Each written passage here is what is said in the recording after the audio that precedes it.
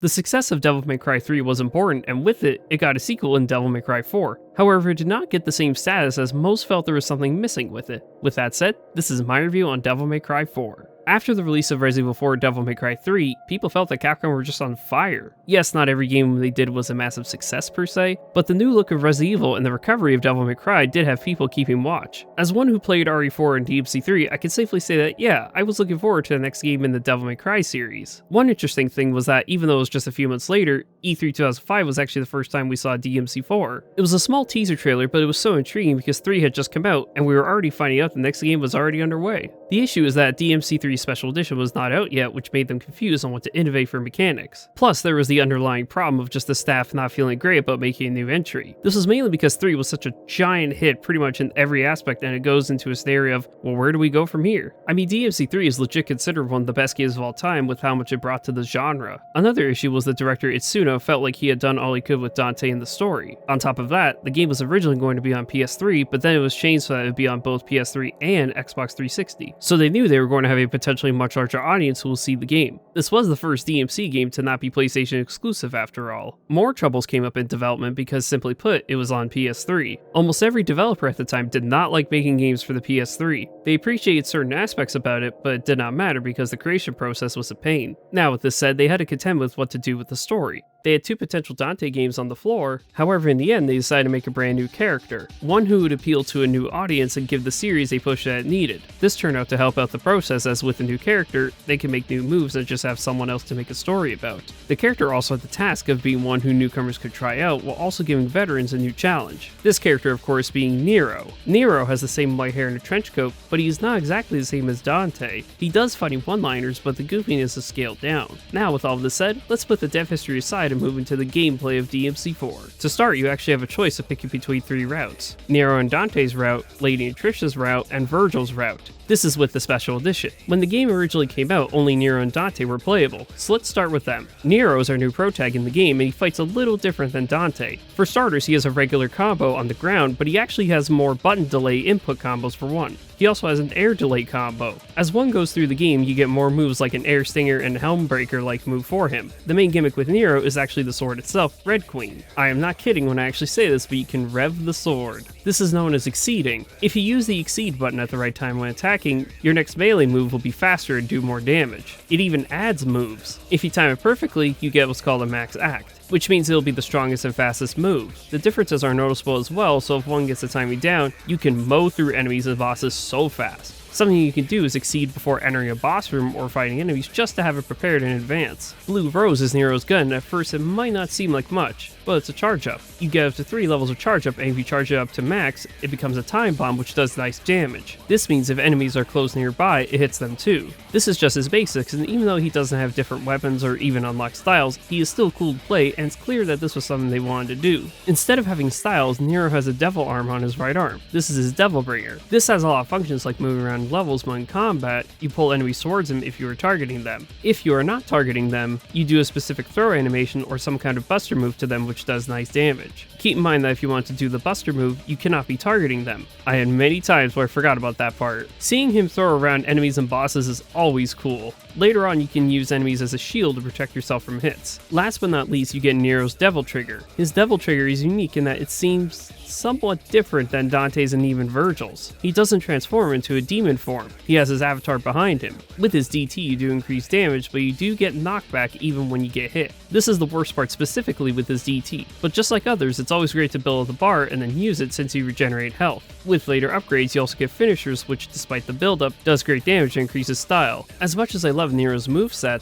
I cannot deny that along with many others who have said the same thing, he does feel a little flowcharty. He is missing one extra variable to spice up the combat. It's not bad, and considering the stuff we will be talking about later, it's amazing how much they actually packed into his moves. But I cannot lie, one more variable would have been awesome to use. Now let's move on to Dante, who in this game has gone through a big overhaul. Back when the game originally came out, DMC3 Dante could only use one style at a time, but this game, Dante can now use all 4 styles on the fly. This I can only imagine blew away sway people's minds, as finally you can switch while in combat and pull off some amazing moves and combos. We have Trickster, which helps you dodge quickly, Royal Guard lets you block and also send back damage to the enemies, Gunslinger lets you pull off stylish moves with your guns, Swordmaster brings variety to the melee attacks while also increasing combo potential in the air. There is also a special style like in DMC3, but we will get to that when we get to the story part of the video. Just like with DMC3 as well, you can upgrade the styles, which unlocks more moves to add to raising the style meter. Dante also has his usual moveset from DMC3 when it comes to basic moves, although there are some tweaks. You start out only with Rebellion, but considering what I just mentioned, it is not a problem at all. You still have the normal moves from before, and I love that air combat is so much better here. A good cursor for me is how good is the air combat. If the answer is good, great, or amazing, then I can tell it's a fun time. The jump from 3 to 4 when it comes to Dante's power is wild, since his weapons that he obtains are some of the strongest we have seen up to this point. We will talk about those later. In general, Dante is very strong. Before we get to the other characters, it's worth knowing that Dante/Nero route is the main story route. So let's quickly talk about some smaller things gameplay wise before we move to the other characters. Once again, we go from linear path point A to point B, taking out enemies, collecting red orbs, and finding secrets along the way. One of those secrets you can do are the secret missions. These ones have gimmicks, but once you complete them, you get a blue orb fragment. You get 4 of them, you get a blue orb.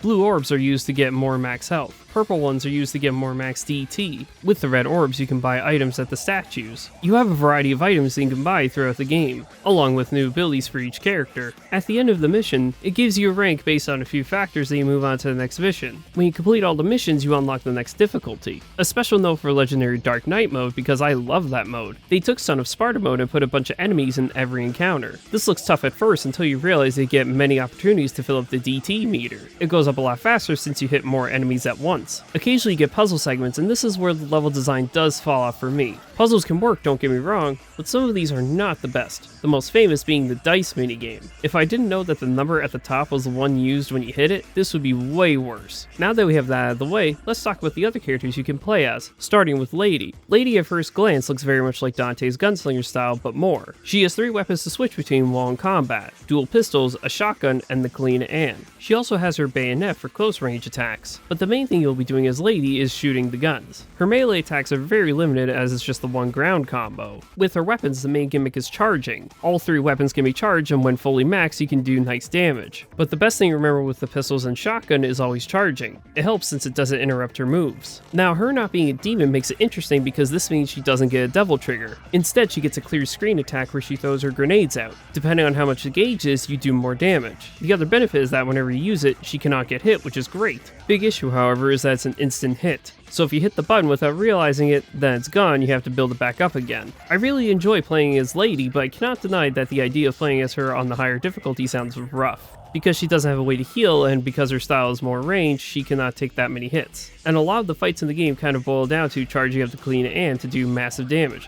which is not a bad thing per se, but it does feel like hitting the last bullet point in a script or something. Honestly, one thing I would have loved to have seen was even if she had gotten one more variable of some kind, like better movement or another combo for her melee attacks. Despite the things I brought up, she is still neat to play and I would give her a try. Now on to Trish. Trish's playstyle is unique in that she has access to all of her weapons without having the need to change them on the go. You have knuckle attacks, her Sparta sword attacks, and her gun attacks ready whenever you want. At first this might seem like this limits her moveset a ton, but this is because her gimmick is throwing the Sparta sword at enemies to unlock another side of her melee combos. Think of it like this, her knuckle moves have one set when she has the Sparta sword still with her, but once she throws it out, she gets to use the other side of her knuckle moves. So her playstyle turns into getting to use fast combos with a deadly finisher at the end of them, most notably shown with her literally playing golf with her enemies for tons of damage. I will say this, that Trish is pretty awesome to play in general, however just like with Lady, she is not immune to having issues with certain things. One of the big issues is that her Sparta sword by default doesn't do the damage that it should be doing. You would think maybe it would do more? This of course leading to her struggling big time on the higher difficulties, which sucks because again, she is cool to play. Her ranged weapons do have good uses, but they also struggle when it comes to certain enemies. In general, all the characters that were added to the Special Edition of 4 didn't really get much of a second pass when it came to fighting some enemies. The worst example being Trish fighting the Blitz enemies where it's a nightmare. The Blitz enemies are brutal as it is, but when you're using a character that has less options, it's even worse. With Trish, however, it's more evident that she was focused on melee options, whereas Lady was focused on ranged options. And hey, at least with Trish, you don't have to worry as much when it comes to healing since she has her own DT. She doesn't transform, but still, the yellow aura is nice. Now we have arrived to the final character add to the special edition, this being Vergil. Vergil in 4 is interesting in that by default he actually breaks a trend set by the game. Whenever you play the main story, it's always with 2 characters, but with Vergil's route you play every mission as him. So in a strange way, you actually fight as all the bosses with him, whereas other characters don't. His gameplay and combat has gone through some big changes. When the special edition came out, it was a couple years after the DMC reboot, so there was some inspiration from there, plus adding to his kit from DMC 3.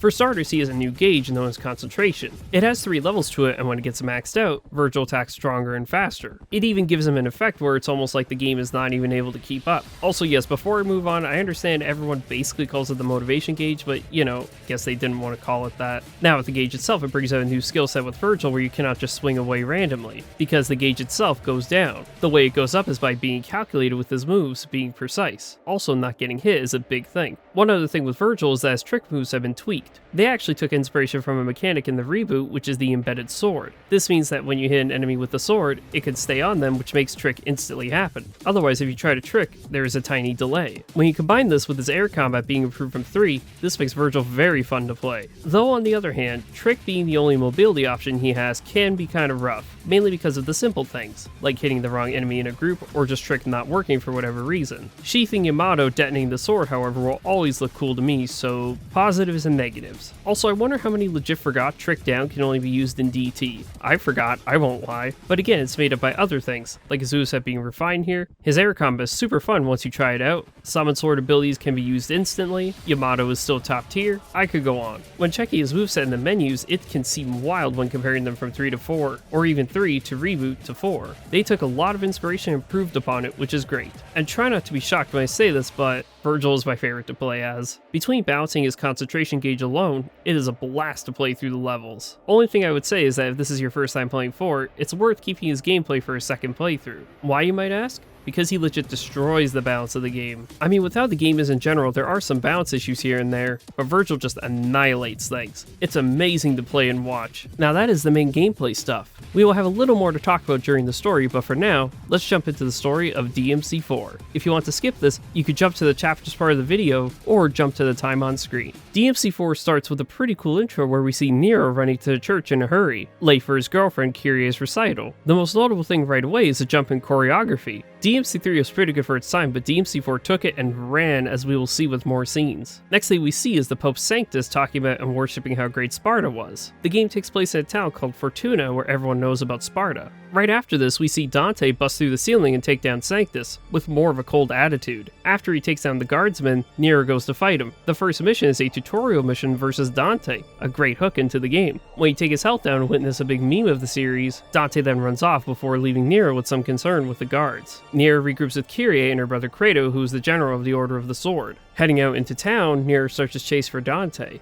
At the end here, you fight up against Burial, who is the game's first real boss. As one who has gone back to this fight many times, I love it because it's a nice proving ground for dodging it and when to move into attack. Plus, it also shows how to use the Devil Bringer I mentioned earlier. One notable thing, however, that happens is once you beat him, he actually runs off. Something we will see with Nero's boss fights. We then see Nero approach a castle, and while on the way, we meet up with a new recruit. This is Gloria, and she is pretty cool. She informs Nero about some rumors regarding him that are not good, but he doesn't give those rumors much thought. After splitting, he ends up in the library where he fights a Bianco Angelo. Yes, the same Angelo name as Nello Angelo from DMC1. These guys I like fighting. Nero notices no one was actually in the armor, it was just a demon soul. In the next couple missions, Nero goes around the castle, fights a frost frog thing, while elsewhere, Sanctus gets revived using demonic magic. Agnes, who is the scientist, mentions he doesn't want Nero to find Dante because it would lead him to his lab. Well, it's too late on that since Nero ends up finding the lab. Here is where we get introduced to the dice minigame I mentioned before. I didn't like it during your first playthrough, it's even worse on repeats. Once Nero finds the lab, he sees the broken Yamato sword. He gets trapped and we have maybe the strangest fight of the series. You have to throw swords at the glass. I don't even know what else to say on that. With that handled, Nero goes to investigate, but without noticing, Nero then gets taken down by the Bianco Angelos and all seems lost. Then the Yamato sword fuses back together and Nero clears the deck of enemies. Although Agnes escapes, this is where Nero's DT is unlocked and it's awesome. Out of the castle into the forest where we see maybe the best meme in the series. What the hell is this? Must be the effect of the gate. Sorry, kid. This is gonna have to wait. It's peak. The meme is peak, what can I say? The forest levels are okay, not a big fan of them, but it is what it is. At the end of the forest is the main headquarters where Nero meets Kratos, who has a different look about him. Kratos then attacks Nero. We have one of the best boss fights in the series. Kratos is very much like Nello Angelo, which makes this a fun fight. On higher difficulties, he uses summon swords, which is great from a lore standpoint. Considering how wild the fight can be, this including hitting back the swords to get health, or seeing the Buster animation, it's a great one. After his health is down, Nero goes in for the kill, but Kyrie stops him, Agnes being right behind her and then taking her away. Heading into the HQ itself, Nero finds Agnes in his demon form and fights him. This boss fight is okay, but holy god, a couple moves can be rough and he can heal. Try to knock him out of that, cause him healing is not fun. After the fight, Sanctus arrives and has Agnes leave. Observing Nero's strength, Kyrie is taken away. Again, which gets Nero to destroy the ground a little bit. After the scene, Nero goes down the HQ and finds Dante. Dante wants the Amato for safekeeping, but Nero doesn't want to give it. This leading into the real Dante fight. This time, Dante goes in. He wants to get the sword back. On higher difficulties, he actually uses his entire kit against Nero, which is wild. But even in normal mode, seeing Dante just switch styles mid-fight is something else. Keep in mind that back in 2008, this would have been the first time ever seeing this. Having him use Swordmaster then just switch to Gunslinger or the others in between actions, it's amazing. And having him use the actions you would have used in previous games, again, it's amazing. My only issue with this fight, and I know this might seem unpopular, I'm kind of amazed it's a not supposed to lose fight. I mean, with the setup, you would think either way. Nero won't actually win, right? Oh well. Again, it's a small thing. After the fight, Nero gets taken down. This leads into my favorite scene in the game, Dante explaining to Nero the importance of the sword, while also seeing how much it means to him, letting Nero go before asking his name. While Nero leaves, we see Gloria and she has a slight standoff with Dante, before she reveals herself to be Trish. We have not seen her since DMC1, but it's cool seeing her again finally. This scene speaks to me because it really shows there is more to Dante. After the events of the first game, he has been on his own. Yes, he has Lady and Trish, but without Vergil, it's been sad. Seeing Nero no doubt brought back some of that old energy which was needed. Going back to Nero, he gets to the top of the HQ, where we see a giant statue of Sparta with Sanctus, who is holding Kyrie hostage and plans to use the statue's power to take down the demons. Sanctus comes down to fight Nero, and this fight is interesting. It has heavy emphasis on using the Devilbringer to get closer to him, but something about this seems a little off. Can't quite pinpoint what it is, but it can be rough. Getting combos on him though is never old. Halfway through, the statue itself starts attacking, it's kind of jank. I get what they were going for, but it's more funny looking rather than scary. Nero goes in for the kill, but Kyrie is put in the way, which distracts him and gets him captured. Sanctus steals the Yamato and tells Nero how he originally was baiting Dante to get his powers, but settled for Nero due to him also having the blood of Sparta. Kratos tries to step in, but ends up fatally wounded. However, Dante and Trish arrive. Too late for Nero though, as even with him trying to escape, he gets absorbed into the center of the statue. Cutting back to Dante and Trish, they speak with Kratos, who implores them to save Nero and Kyrie before dying. Dante and Trish accept and start the path of rescuing them. This is a big deal since now we are switching over to play as Dante, and even though certain bits of the story have been a little strange, this is it. The momentum is huge here, and let's see what happens. At the end of Dante's first mission, you see a scene which shows Lady for the first time. She tells them about the situation in Fortuna which got them there in the first place. But then we notice something strange. Dante is going back in reverse, which means...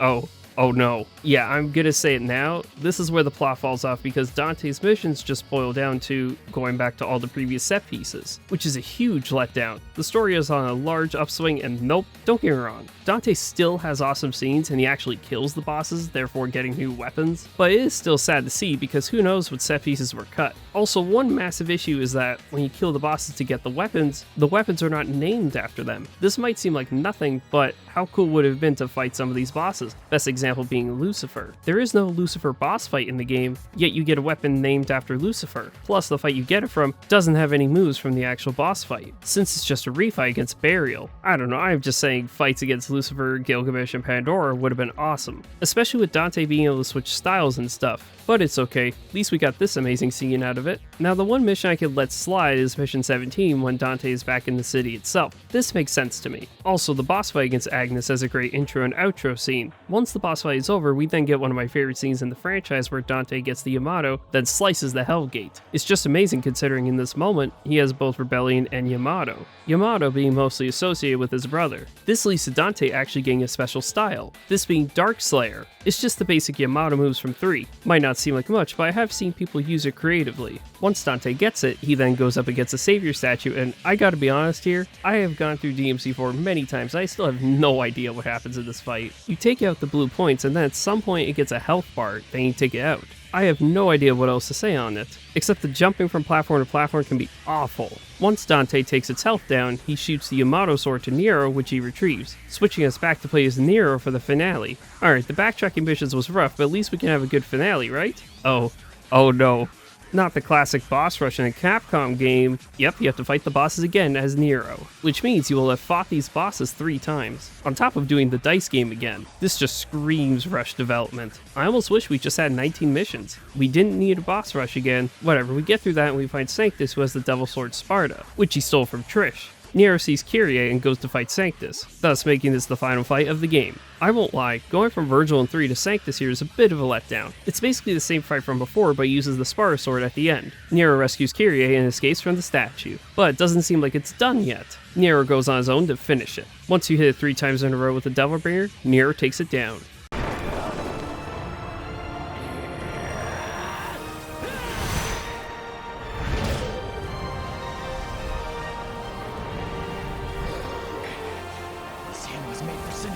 You back to hell! And now, you die!